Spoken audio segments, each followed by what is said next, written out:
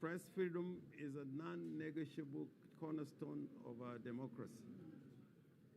Members of the media must be protected and allowed to carry out their duties without interference. We deeply express concern over the alarming rise in police brutality witnessed nationwide. Current reports indicate that 4 citizens have lost their lives, 3 tragically shot dead, and 1 run over by a police vehicle, alongside numerous others who sustained severe gunshot injuries.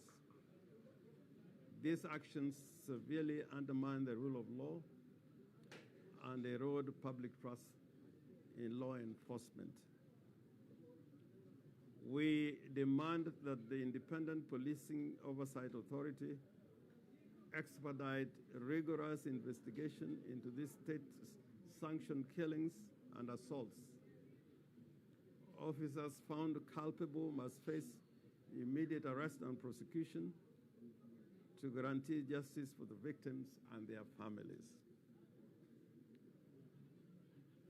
According to the latest National Treasury Bulletin, Kenya's total public and publicly guaranteed debt surged to a record of Kenya shillings 12.8 odd trillion shillings by the end of February 2026. This pushes the country's debt to GDP ratio to an alarming 69.5%, say 70%, dangerously closing the gap between the gap toward the 73.4% historic peak seen in 2023. This trajectory poses a severe threat to national macroeconomic stability. The national government must move with speed to implement strategic fiscal intervention to lower the cost of living. And we repeat the cost of living because this is one of the 10-point agenda agreed upon by our hero, the late Raila Amolo Odinga, and the President of the Republic of Kenya. To immediately ease the burden on struggling households, we propose a direct reduction of Kenya shillings 54 in diesel prices through the following metrics. And we say diesel because diesel is the cornerstone of production, not just transportation, but also production. And it affects not only industries and the transport sector. Value-added tax, our proposition is that it should be reduced to 0%. That is tax on levy on fuel.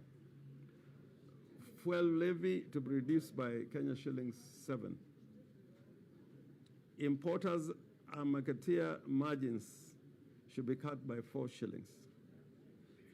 The government, just by simply reducing waste in government, should direct a subsidy of Kenya shillings 5 billion specifically for diesel. And we are amazed that there was a proposition to cut down the cost of fuel by 10 shillings. This is what President Bush called voodoo economics.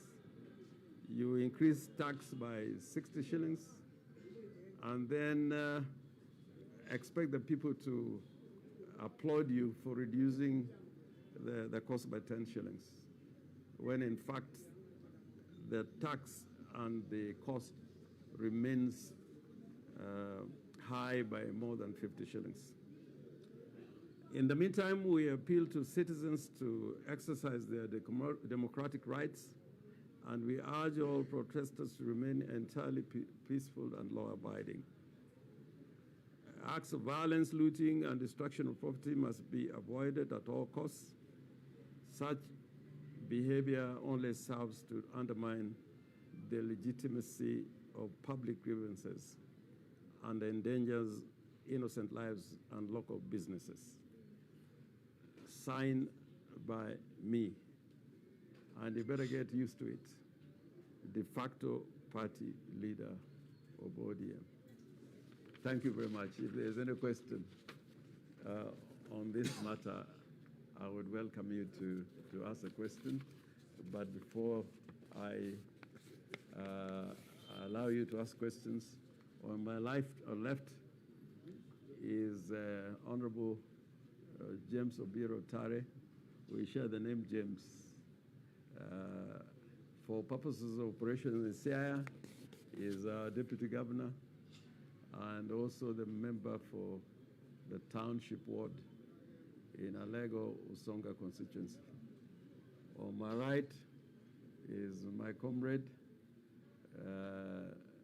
Gordon Ngoro, the Honorable Member for Assemble East Ward in Rarieda constituency. Yeah, I now welcome any questions.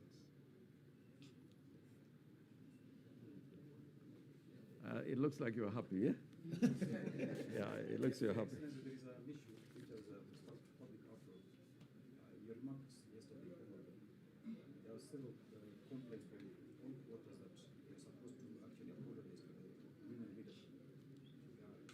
Most of those who are complaining claim that in your remarks you related women, given your remarks against Governor. I think those comments should remain where they are. And you look back to what other people have said. The only thing that I need to say, there's a time when a very senior politician used to talk about Honorable Raila Amolo Odinga persistently, that he's uncircumcised, he's not a real man, and the reaction of Prime Minister Raila Odinga in public was, huyu mzee anashidagana ina chombo changu. So take the question back to where it came from. Today, members of the county assembly had a press briefing, and they said that if you do not apologize to women, they are going to collect signatures to impeach you. You are telling me, I don't know. That's rumors. And I always responded to threats. I not be the man I am. Or you have something to show